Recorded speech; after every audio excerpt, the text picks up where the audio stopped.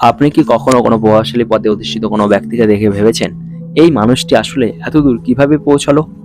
আমরা সকলে এমন মানুষ দেখেছি যারা সম্পূর্ণ অযোগ্য মনে হয়, তবুও তারা শীর্ষে পৌঁছে যায়, যখন আরও যোগ্য এবং চিন্তাশীল মানুষ গুমনামিতে পিছনে পড়ে থাকে।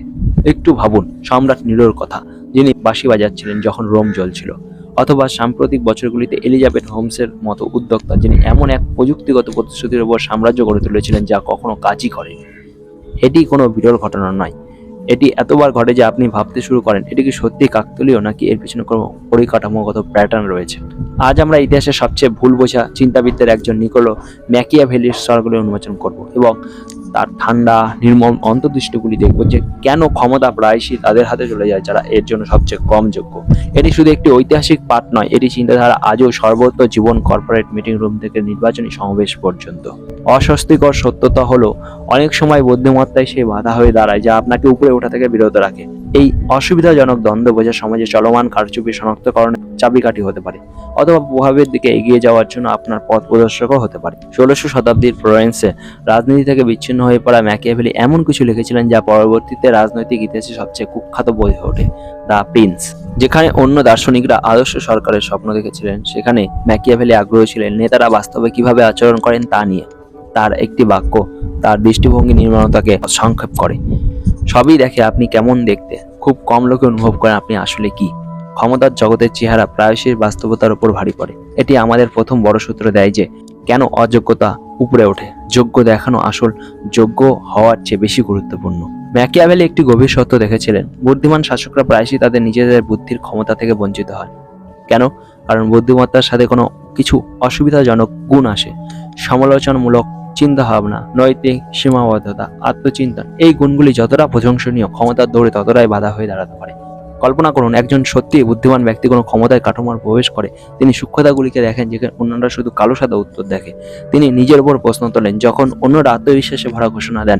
তিনি সীমাবদ্ধতা বোঝেন যখন অন্যরা ভান করে। কিন্তু এই ব্যবস্থাগুলিতে যেখানে দৃঢ় বিশ্বাস, চিন্তাশীল সার্থকতার উপর ভারী পড়ে, সেখানে এই গুণগুলি দুর্বলতা হয়ে যায়। সক্রেটিসের কথা ভাবুন, যিনি সবকিছু নিয়ে প্রশ্ন তোলার জন্য মৃত্যুদণ্ড পেয়েছিলেন, এবং তাদের সাথে তুলনা করুন যারা আমি সমাধান জাতীয় স্লোগান দিয়ে ক্ষমতায় পৌঁছেছেন। সক্রেটিস শুধু বলেছিলেন আমি শুধু এতটুকু জানি যে আমি কিছুই জানি না। দর্শনে অমর হয়েছেন, কিন্তু রাজনীতিতে তিনি ব্যর্থ ছিলেন। ইতিহাস এমন নেতাদের দ্বারা পরিপূর্ণ যারা অসম্পূর্ণ ধারণার পরেও পূর্ণ দৃঢ়তার সাথে কথা বলেন এবং জিতেছেন। 2017 সালে জার্নাল অফ ম্যানেজমেন্টে প্রকাশিত একটি বিতর্কিত গবেষণা এই বিষয়টিতে আরও গভীরতা দিয়েছে। এতে বলা হয়েছে বুদ্ধিমত্তা এবং নেতৃত্বের সাফল্যের মধ্যে একটি সীমা পর্যন্ত সম্পর্ক থাকে, কিন্তু তারপরে এটি উল্টো প্রভাব দেখাতে পারে। যদি আইকিউ 120-র উপর চলে যায়, তবে অত্যাধিক বুদ্ধিমান মানুষ অন্যদের প্রভাবিত করে অসুবিধা বোধ করেন। সহজ কথায়, খুব বেশি বুদ্ধিমান হওয়াটা আপনার নেতৃত্বের সম্ভাবনাকে কমিয়ে দিতে পারে। আপনি এই গবেষণার সাথে একমত হন বা না হন, এটি ভাবতে বাধ্য করে যে কোন ধরনের বুদ্ধিমত্তা আসলে ক্ষমতা অর্জনে কাজে আসে। কাঁচা বুদ্ধির তুলনায় সামাজিক বোঝাপড়া এবং আত্মবিশ্বাস বেশি প্রভাবশালী হতে পারে। সেখানে আমরা আরেকটি মনস্তাত্ত্বিক নীতির দিকে এগিয়ে যাই যা বোঝায় কেন অযোগ্য ব্যক্তিরা প্রায়শই শীর্ষে পৌঁছে যায়। আপনি কি কখনো লক্ষ্য করেছেন যে ব্যক্তি সবচেয়ে জোরে কথা বলে সে ব্যক্তি সবচেয়ে বেশি মনোযোগ আকর্ষণ করে, সে অর্থপূর্ণ কিছু বলুক বা না বলুক? এই আচরণ আমাদের গভীরভাবে জড়িত জ্ঞানগত পক্ষপাতগুলিকে স্পর্শ করে। 1990-এর দশকে মনোবিজ্ঞানী ডেভিড ড্যানিং এর জাস্টিস ক্রুজার একটি ঘটনা চিহ্নিত করেছিলেন, যাকে আমরা ড্যানিং ক্রুজার প্রভাব বলা হয়। এটি একটি মানসিক ভ্রম যেখানে সাময়িক জ্ঞান ও দক্ষতার অধিকারী মানুষ তাদের ক্ষমতাকে অতিরিক্ত মূল্যায়ন করে, যখন সত্যিকারের জ্ঞানী মানুষ নিজের উপর সন্দেহ করে। শেক্সপিয়ার লিখেছিলেন, মূর্খ মনে করে সে বুদ্ধিমান, কিন্তু বুদ্ধিমান জানে সে মূর্খ। 2020 সালে একটি গবেষণায় বলা হয়েছে যারা অত্যাধিক আত্মবিশ্বাস দেখায় তাদের বেশি নেতৃত্বের যোগ্যতা আছে বলে মনে করা হয়। তারা বাস্তবে যতই অযোগ্য হোক না কেন, মানুষ তাদের অনুসরণ করে। যারা নিজেদের প্রতি আত্মবিশ্বাসী মনে হয় তাদের নয়, যারা সত্যিকারের জ্ঞানী। জর্জ আর্মস্ট্রং কাস্টারের কথা মনে করুন, যারা অন্ধ অহংকার তাকে ধ্বংস করেছিল, কিন্তু তিনি দ্রুত পদোন্নতি পেয়েছিলেন। অথবা আধুনিক টেক প্রতিষ্ঠাতাদের দেখুন, যারা মহৎ ঘোষণার মাধ্যমে $বিলিয়ন সংগ্রহ করে, যদিও তাদের ব্যবসায়িক মডেল ফাঁপা। উইওয়ার্কের অ্যাডাম নিউম্যানের উদাহরণ নিন, যার আত্মবিশ্বাসী কথাবার্তা বিনিয়োগকারীদের আকর্ষণ করেছিলেন যতক্ষণ না ভ্রম ভেঙে যায়। এই প্রবণতা শুধু পশ্চিমা দেশগুলিতে সীমাবদ্ধ নয়। জাপানে সব ব্যাংকের মায়াসী সম্পদ ব্যর্থ প্রযুক্তি প্রকল্পে $70 বিলিয়ন হারিয়েছেন, তবুও তারিফমূলক কথাবার্তার মাধ্যমে বিনিয়োগকারীদের আস্থা বজায় রেখেছেন। রাশিয়ার সোভিয়েত পতনের পরে ব্যবসায়িক দানবরা দক্ষতার দ্বারা নয় বরং চেহারা এবং সম্পর্কের দ্বারা উঠে এসেছেন। এর বিপরীতে সিঙ্গাপুর এমন একটি প্রাতিষ্ঠানিক ব্যবস্থা তৈরি করেছে যেখানে চেহারা যোগ্যতার উপর প্রাধান্য পায় না। 2012 সালে স্ট্যানফোর্ড এবং হনস্টন বিশ্ববিদ্যালয়ের গবেষকরা বলেছেন, বিশৃঙ্খল বা অসংগঠিত পরিবেশে নেতৃত্বের উত্থানের সেরা সূচক প্রতিভা নয় বরং নার্সিসিজম হতে পারে। আত্মমুগ্ধ মানুষরা ভালো পারফর্ম করে না, কিন্তু তাদের মনে হয় তারা করে, বাকিরাও তাই মনে করে। আমরা এই ফাঁদে কেন পড়ি? কারণ আমাদের মস্তিষ্ক শর্টকাট পছন্দ করে। নিশ্চিততার অনুভূতি আমাদের যোগ্যতার ভ্রম দেয়, দৃঢ়তাকে আমরা স্পষ্টভাবে মনে করি। এই প্রবণতাগুলি আমাদের পূর্বপুরুষদের বাঁচিয়ে রাখতে সাহায্য করেছিল, কিন্তু আধুনিক জটিল বিশ্বে এটি ব্যর্থ প্রমাণিত হয়। সেখানে সত্যিকারের বিশেষজ্ঞতা ধূসর এলাকা চিন্তা করেন। এটি বোঝায় কিভাবে অযোগ্য মানুষ উপরে ওঠে, কিন্তু তারা সেখানে টিকে থাকে কিভাবে। ম্যাকিয়াভেলি একটি ভয়ঙ্কর কথা বলেছিলেন, ক্ষমতাশালী মানুষ তাদের অযোগ্যতার কারণে নয় বরং তার জন্যই ক্ষমতায় টিকে থাকে। দ্য প্রিন্স এ তিনি লিখেছেন, একজন শাসকের বুদ্ধিমত্তার প্রধান লক্ষণ হলো তিনি কাদের সাথে নিজেকে ঘিরে রাখেন। দুর্বল নেতারা তাদের থেকেও দুর্বল মানুষের সাথে রাখেন। এটি একটি প্রতিরক্ষামূলক কৌশল। তারা এমন লোকেদের বেছে নেন যারা তাদের জন্য কোনো হুমকি হয় না। এটি একটি তরঙ্গ সৃষ্টি করে। অযোগ্যতারা পুরো প্রতিষ্ঠানে ছড়িয়ে পড়ে। নিরাপত্তাহীন নেতারা তাদের চ্যালেঞ্জ না করবে এমন লোকেদের প্রচার করেন। অনুগত্য যোগ্যতার উপর ভারী পড়ে, নীরব সম্মতি স্বাধীন চিন্তার উপর এগিয়ে যায়। ফলাফল, সমগ্র ব্যবস্থা থেকে প্রকৃত প্রতিভা অদৃশ্য হয়ে যায়। সম্রাট ক্যামোডারাসের কথা ভাবুন, যিনি চাটুকদার জন্য তার পুরো প্রশাসনিক ব্যবস্থা ধ্বংস করেছিলেন। অথবা ব্রাজিলের রাজনীতির দিকে তাকান, যেখানে পদ নিয়োগ যোগ্যতার পরিবর্তে সম্পর্কের উপর নির্ভর করে। জিম্বাবুয়েতে মুগাবের শাসনের শেষ বছরগুলিতে পেশাদারদের যোগ্যতার অনুগত্যকারীরা নিয়েছিলেন, যার ফলে প্রতিষ্ঠানগুলো ধসে পড়ে। এই প্রবণতার একটি নাম দেওয়া হয়েছে হোমোফিলি, অর্থাৎ নিজের মতো চিন্তাভাবনার মানুষের সাথে সংযোগ স্থাপনের অভ্যাস। নেতৃত্বের অর্থ হলো একটি প্রতিধ্বনি কক্ষ, যেখানে চ্যালেঞ্জিং দৃষ্টিভঙ্গিগুলি চুপ করা হয়। আপনি কি কখনো এমন কর্মক্ষেত্র দেখেছেন যেখানে কঠিন প্রশ্ন করার জন্য আপনাকে ভুল বলা হয়?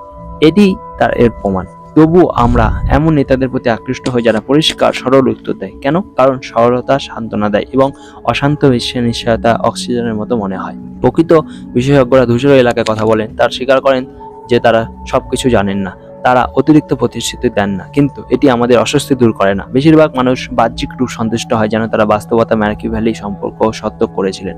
ম্যাকিয়াভেলি শর্ত করেছিলেন, মানুষ সত্য চায় না, তারা তা চায় যা সত্য মনে হয়। সংকটের সময় মানুষ কার পাশে দাঁড়ায়? সেই বিশেষজ্ঞ নয় যিনি জটিল ভারসাম্য বোঝাচ্ছেন, বরং সেই সাহসী নেতা যিনি সহজ মুক্তির প্রতিশ্রুতি দেন।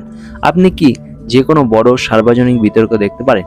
জলবায়ু বিজ্ঞানীরা সম্ভাবনার বিশ্লেষণ করেন এবং জটিল সমাধান উপস্থাপন করেন, আর জনপ্রিয় নেতারা কোনো সন্দেহ ছাড়াই পূর্ণ দাবি করেন এবং সবার মনোযোগ আকর্ষণ করেন। স্বাস্থ্যসেবার অর্থনীতিবিদ এবং ডাক্তাররা সত্য বলেন, রাজনীতিবিদরা জাদুকরী সমাধানের প্রতিশ্রুতি দেন। কোনো বার্তা হৃদয় ও মন জয় করে, সবসময় তাই যা সরল। তাহলে আমরা কিভাবে নিজেদের এবং আমাদের সম্প্রদায়কে তাদের প্রভাব থেকে রক্ষা করব, যারা যোগ্যতার দ্বারা নয় বরং ভ্রমের সাহায্যে উপরে ওঠে? ব্যক্তিগত স্তরে আমাদের সবচেয়ে বড় অস্ত্র হলো সচেতনতা। যখন আমরা শনাক্ত করতে শুরু করি যে আমাদের চিন্তাভাবনাকে কোনো অদৃশ্য শক্তি গঠন করছে, তখন আমরা তাদের প্রতি অনেক কম সংবেদনশীল হয়ে যাই। এই মানসিক প্রতিরক্ষা ব্যবস্থা 3টি মৌলিক অভ্যাসের উপর নির্ভর করে। প্রথমত, আমাদের বৌদ্ধিক নর্মতা গড়ে তুলতে হবে। এর অর্থ হলো আমাদের জ্ঞানের সীমাবদ্ধতা স্বীকার করা। গবেষণা বারবার দেখায়, যারা বৌদ্ধিক নর্মতায় অভ্যাস করে তারা যুক্তি এবং তত্ত্বের ভিত্তিতে ধারণাগুলি আরো ভালোভাবে মূল্যায়ন করে। শুধু এই ভিত্তিতে নয় যে যেগুলো যতটা আত্মবিশ্বাসের সাথে উপস্থাপিত হয়েছে। এই গুণগুলিকে আপনার মস্তিষ্কের প্রতিরক্ষা ব্যবস্থা হিসেবে ভাবুন। যেমন আপনার শরীরের সংক্রমণের বিরুদ্ধে লড়াই করার জন্য অ্যান্টিবডির প্রয়োজন, তেমনি আপনার মনকে মিথ্যা আত্মবিশ্বাস এবং চতুর দাবি থেকে রক্ষা করার জন্য সন্দেহের প্রয়োজন। দ্বিতীয়ত, আমাদের মিডিয়া সাক্ষরতাকে তীক্ষ্ণ করতে হবে। এটি হলো শব্দ এবং বার্তার মধ্যে পার্থক্য করার ক্ষমতা, চেহারা এবং বাস্তবতার মধ্যে পার্থক্য চিহ্নিত করার ক্ষমতা। এর অর্থ হলো আমরা যে তথ্য গ্রহণ করি তাতে ইচ্ছাকৃতভাবে নির্বাচন করা, উৎসের উপর প্রশ্ন তোলা, ফ্লেমিং বোঝা ও পরিমাণের চেয়ে গুণমানকে গুরুত্ব দেওয়া। বিখ্যাত বিনিয়োগকারী ওয়ারেন বাফেট একবার বলেছিলেন, সত্যিকারের সফল মানুষ প্রায় সবকিছুকে না বলে। এই ধারণাটি তথ্য গ্রহণের ক্ষেত্রে প্রয়োগ করো। সবচেয়ে বুদ্ধিমান মন সবকিছু গ্রহণ করে না, তার গুণমানের জন্য নির্মমভাবে বিশ্বাস। দ্বিতীয়ত, আমাদের দার্শনিক চিন্তনের ভুলে যাওয়া শিল্পকে পুনরায় গ্রহণ করতে হবে। এর অর্থ হলো প্রতিদিন যদি সম্ভব হয় একটু জায়গা তৈরি করা যেখানে আমাদের ক্রিয়াকলাপ পর্যালোচনা করে এমন গভীর সত্যের উপর চিন্তা করি। প্রাচীন স্টেক দার্শনিকরা তাদের জীবনকে এই অভ্যাসের চারপাশে গড়ে তুলেছিলেন। তারা কেবল প্রতিক্রিয়া জানাতেন না, তারা চিন্তা করতেন। ফ্রান্সিস বেকন লিখেছিলেন, বুদ্ধিমান ব্যক্তি সুযোগ খোঁজে না, সে সুযোগ তৈরি করে। চিন্তা নিষ্ক্রিয়তা নয়, এটি শক্তি। এটি আমাদের এই স্পষ্টতা দেয় যে আমরা আমাদের অভ্যন্তরীণ জগৎকে গঠন করি, প্রতিটি বাহ্যিক শব্দ দ্বারা গঠিত হই না। কিন্তু ব্যক্তিগত প্রতিষ্ঠা যতটাই নয়, যদি আমরা অযোগ্যতার প্রাতিষ্ঠানিক উত্থান রোধ করতে চাই, তবে আমাদের সেই কাঠামোগুলো পুনর্গঠন করতে হবে যা এটিকে ফলপ্রসূ করতে হয়। এটি আমাদের সমষ্টিগত সমাধান থেকে নিয়ে যায়। আমাদের প্রতিষ্ঠানগুলি কিভাবে এমনভাবে বিতর্কিত হবে যাতে তার সত্য, প্রতিভা ও স্বচ্ছতাকে অগ্রাধিকার দেয়। যেখানে আমাদের তিনটি স্তম্ভ উঠে আসে। প্রথমত, আমাদের শক্তিশালী জবাবদাহিতা কাঠামো তৈরি করতে হবে। ব্যবস্থাগুলিকে এমনভাবে গঠন করা উচিত যাতে প্রতিক্রিয়া সৎ, উদ্দেশ্যমূলক এবং কোনো কারিশমা বা মোহনীয় ব্যক্তিত্ব দ্বারা অস্পর্শিত থাকে। কল্পনা করুন একটি কোম্পানি যেখানে স্বাধীন বোর্ড, শক্তিশালী এবং জবাবদিহি, এমন একটির বিপরীতে যেখানে নির্বাহী সদস্যরা চাটুকারিতার দ্বারা ঘেরা। বোয়িং 737 ম্যাক্স স্ট্র্যাটেজি এটির একটি বেদনাদায়ক উদাহরণ। প্রকৌশলীয় শর্ত করেছিলেন, কিন্তু তাদের স্বল্পমেয়াদী লাভের জন্য চুপ করানো হয়েছিল। কোনো জবাবদিহিতা নেই, কোনো সংস্কার নেই, ফলাফল বিপর্যয়। দ্বিতীয়, আমাদের জ্ঞানগত বৈচিত্র্যকে অগ্রাধিকার দিতে হবে। এটি শুধু প্রতীকী নয়, এটি পারফরমেন্সের বিষয়। বৈচিত্র্যময় দলগুলি শুধু কাগজের ভালো দেখায় না, তারা সমরূপ দলের চেয়ে ভালো পারফর্ম করে। কেন? কারণ তারা একে অপরের দৃষ্টিভঙ্গিকে চ্যালেঞ্জ করে, তারা সমস্যাগুলিকে বিভিন্ন দৃষ্টিকোণ দেখে থাকে, তারা প্রতিধ্বনি কক্ষের বিরোধিতা করে। যখন ঘরে ভিন্ন কণ্ঠস্বর থাকে না, তখন ধারণাগুলি যাচাই না করেই চলে যায় এবং ভুলগুলি বাড়তে থাকে। তৃতীয়ত, আমাদের কঠোর স্বচ্ছতা প্রয়োগ করতে হবে। জটিলতা কখনোই অযোগ্যতার জন্য পর্দা হওয়া উচিত নয়। এই জন্য সরকারগুলিকে সানশাইন আইন করেছে। এই জন্য ডাক্তাররা স্বার্থের সংঘাত প্রকাশ করে। এটি শুধু জবাবদাহিতার বিষয় নয়, এটি প্রতারণাকে প্রকাশ্যে লুকিয়ে থাকা থেকে রোধ করার চেষ্টা। যখন সিদ্ধান্ত গ্রহণের প্রক্রিয়া অস্বচ্ছ হয়ে যায়, তখন দুর্নীতি চুপচাপ প্রবেশ করে। এই তিনটি স্তম্ভ ব্যক্তিগত এবং প্রাতিষ্ঠানিকের কেন্দ্রে রয়েছে। শিক্ষা শুধু প্রযুক্তিগত শিক্ষা নয়, আমাদের মানুষকে কিভাবে চিন্তা করতে হবে তা শেখাতে হবে। কি চিন্তা করতে হবে তা নয়, সমালোচনামূলক চিন্তা ভাবনা, নৈতিক বিচার, ঐতিহাসিক প্রেক্ষাপট, সেগুলি থেকেই মহান সভ্যতা গড়ে ওঠে। এথেন্স একাডেমির জন্ম দিয়েছিল, রেনেসাঁ ফ্লোরেন্স মানবতাকে স্পুষ্ট করেছিল। ভবিষ্যৎ আমাদের নয় যারা উত্তর মুখস্থ করে, বরং তাদের দ্বারা সবকিছু নিয়ে প্রশ্ন করা শেখে। তাহলে প্রশ্ন হলো, আমাদের সম্প্রদায়, আমাদের কর্মক্ষেত্রে, আপনাদের দেশে এই সুরক্ষাগুলির মধ্যে কতগুলি সত্যি বিদ্যমান এবং কতগুলি বিপজ্জনক অনুপস্থিত? কি দৃশ্য হবে যদি আমাদের প্রতিষ্ঠানগুলিতে যোগ্যতা, নম্রতা ও সত্যের ভিত্তিতে পুনর্গঠন করি? যখন আমরা এই যাত্রার সমাপ্তি করি, তখন এটি উপযুক্ত যে আমরা এই ব্যক্তিকে আবার তাকাই যারা অন্তর্দৃষ্টি এই চিন্তার প্রভাবের সূচনা করেছিল। Nicolás Machiavelli. শতাব্দীর পর শতাব্দী ধরে ম্যাকিয়াভেলিকে ভুল বোঝা হয়েছে, তাকে নিন্দুক, এমনকি শয়তান বলা হয়েছে। কিন্তু তার উদ্দেশ্য ছিল প্রতারণার মহিমা করা নয়, তিনি তা উন্মোচন করতে চেয়েছিলেন। তিনি বিশ্বাস করতেন ক্ষমতার আদর্শ নয়, বরং বাস্তব যান্ত্রিকতা বোঝা ছাড়া কিছু ভালো তৈরি করতে পারি না। তিনি লিখেছিলেন, সম্মান পদবি থেকে আসে না, বরং মানুষ তার কাজের দ্বারা পদবিকে সম্মান দেয়। বাক্যটি তার সমগ্র দর্শনে আত্মাকে স্পর্শ করে। ক্ষমতা নিজেই কিছু নয়, এটি কিভাবে ব্যবহৃত হয় তার উপর মূল্য নির্ধারণ করে। সম্মান পদকে নয়, বরং সেই ব্যক্তিকে দেওয়া উচিত যিনি এই ভারের যোগ্য প্রমাণিত হন। যখন আমরা ম্যাকিয়াভেলির বাস্তব রাজনীতিকে আধুনিক মনোবিজ্ঞানের সাথে সংযুক্ত করি, তখন আমরা মানব আচরণ এবং সামাজিক গতিশীলতার কঠিন সত্য উন্মোচন করি। কিন্তু এই কঠিন সত্যই আমাদের প্রয়োজন। এই প্যাটার্নগুলি থেকে মুখ ফিরিয়ে নিলে ভালো বিশ্ব করতে পারি না। আমাদের সেগুলিকে সরাসরি দেখতে হবে, এমন ব্যবস্থা ডিজাইন করতে হবে যা তাদের বিরুদ্ধে আমাদের রক্ষা করে। এর অর্থ হলো এমন অভ্যাস গড়ে তোলা যা আমাদের কারচুপি থেকে রক্ষা করে। এর অর্থ হলো এমন নেতাদের বেছে নেওয়া যাদের চরিত্র ও যোগ্যতা রয়েছে, শুধু আত্মবিশ্বাস নয়।